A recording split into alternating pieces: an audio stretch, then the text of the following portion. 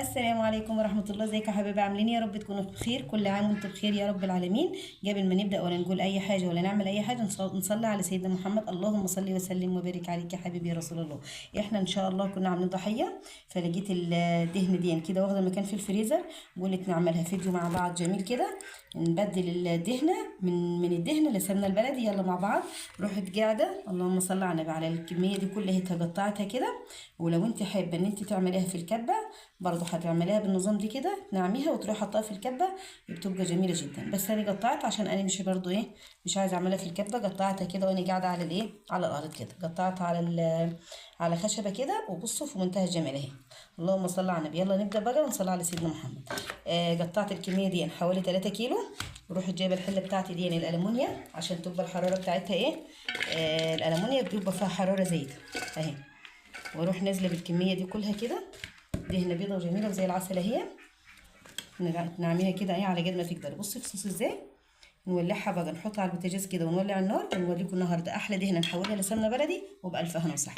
بعد كده خلاص ما حطيناها على البوتاجاز كده ولعنا عليها، نروح جايبين الجزازه الزيت بتاعتنا دي، وحاطين حوالي يعتبر كوبايه معانا كده اهي، كوبايه مج شاي كبير كده. نروح حاطين الزيت عليها ونسيبها مع نفسها بقى. بس قبل ما نسيبها الاول نروح جايبين معلقه ملح كده عشان نملحها، لان الملح ده بيحفظ الحاجه اهي. معلقه ونص ملح، ورحت حطاهم عليها كده واسيبهم مع بعض كده لحد ما الدهنه تسيح معانا، ونوريكم هنعمل وهنقلبها ازاي لسمنه بلدي، ونوفر عليكي الدهون الصناعيه اللي مش لها لازمه خالص، وحاجه في البيت وهتوفر معاكي مكان في الفريزر. هتنعن في براطين كده تكون مرمله وجميله جدا وبالف هنا وصحه. يبقى كده اللهم صل على النبي. بصي ما تحسي كده في يعتبر صوت كده فيها، تحاولي ان انت تقلبي فيها عشان مش تلزق. بصوا هديت ازاي اهي ما شاء الله. بصوا القطعه صغيره شكلها جميل ازاي ما شاء الله عليها. بصوا امي زمان الله يرحمها كانت بتسيحها بالزيت بالزيت بس هي كده وحبه الملح. بصي كانت تخلي الاكل بتاعنا جميل وريحه يعني مش هقول لكم ازاي. احنا بقى هنضيف ليه حاجه كده هتخليه فعلا سمنه بلدي، سمنه بلدي، وتستغني بقى عن السمنه بتاعت الدكان دي خالص. بألف هنا وصحه. يبقى كده بسم الله ما شاء الله. اللهم صل على النبي. بصوا رغت ازاي وبقت بصوا مش تتخير عن السمنه البلدي.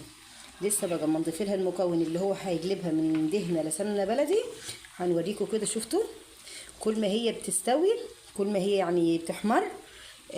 بصوا القطعه دي بتجلي وبتصغر اهي بتبقى واقفه في منتهى الجمال في الطبيخ كده على الخضار اللي انت عايزه تحطيه حطيه. يعتبر هي سمنه بلدي.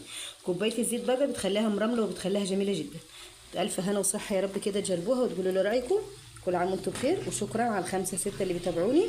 يا رب كده يا رب فيديوهاتنا تكون تعجبكم كده. هي بسيطه وعلى قد الايد. يا رب كده كل سنه وانتم طيبين. ونشوف بقى اخر بس. يبقى كده بسم الله ما شاء الله. بعد ما وصلت المرحله دي يعتبر قعدت معانا ساعه الا ربع على البوتاجاز كده. بصوا شايفين يا دوب صفرة كده. نروح ضايفين المكون اللي هو هيخليها يعتبر زي السمنه البلدي. في الحاله دي نكون موطين عليها عشان مش تفور اهو. شايفين تفور ازاي؟ ممكن بقى تفور معاكي وتبهدل الدنيا لو انت مش وطيتي. حبه حبه كده اهي. بسم الله ما شاء الله. اللهم صل على النبي. بصوا الريحه بقى مش هقول لكم اهو.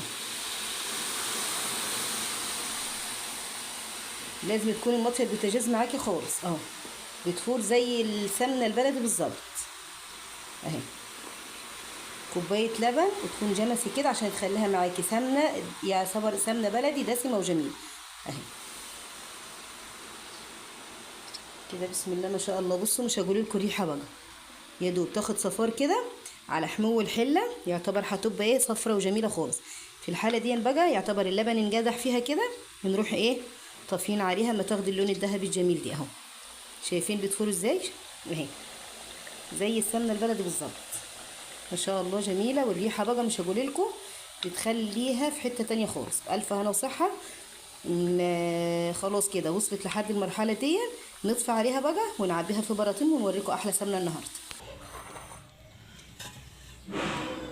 يبقى كده بسم الله ما شاء الله. شايفين كده يعتبر بردت خالص اهي. يلا بقى نصفيها ونوريكم النهارده احلى سمنه بلدي عملناها بالدهن. بسم الله ما شاء الله اهي ما شاء الله عسل. عشان لو فيها اي حاجه تطلع من الجاشين ده. يا جماعه الجاشين ده كنا زمان بناكله بالليل اهو. يبقى كده مالينا علبه اهي. ويلا بقى نصفي الباقي كده اهو. بسم الله ما شاء الله، جميله ريحتها بقى في منتهى الجمال. يعني بصفي في حاجه يعني، وبعد كده بفضي في الايه، في العلب بتاعتي دي اهي. العلبه دي كده نفتحها كده ونملاها كده عشان نبقى نحطها في الفريزر او في باب التلاجة ما تاخدش مكان اهي. ايه رايكم في الجمال دي؟ سمنه بلدي صافيه. هوريها لكم بقى بعد ما تتفرز شويه كده او تنحط في التلاجة وتجمد، هتخليها تلاقيها مرمله وجميله. نعمل البرطمان التالت بقى. بسم الله ما شاء الله، كميه بصوا يعني حاجه زي العسل. تستغني بقى عن السمنه البلدي دي في اي خضار، بتخلي الاكل حاجه تانية خالص. اهي كده نزود بقى العلبه دي شويه اهي. نحطه بقى كده في التلاجة ونوريكم احلى ترميم تحت وبألف هنا وصحه. وادي النتيجه بسم الله ما شاء الله. بصوا والله العظيم دايبه دوب بياض وحلاوه. بصوا ايه الحلاوه دي ما شاء الله اهي.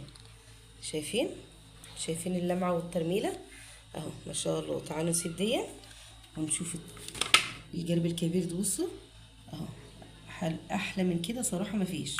اللهم صل على النبي. يعني بصوا تكفيكي كميه جامده خالص. ترصيها كده في التلاجة. حبيت ان انت تتوفري عن دولي مثلا، يعني ممكن لو الكميه كبيره ممكن تحتفظي بدولي في الفريزر زي كده وتسيبي دي يعني ان انت تستعملي ايه منها.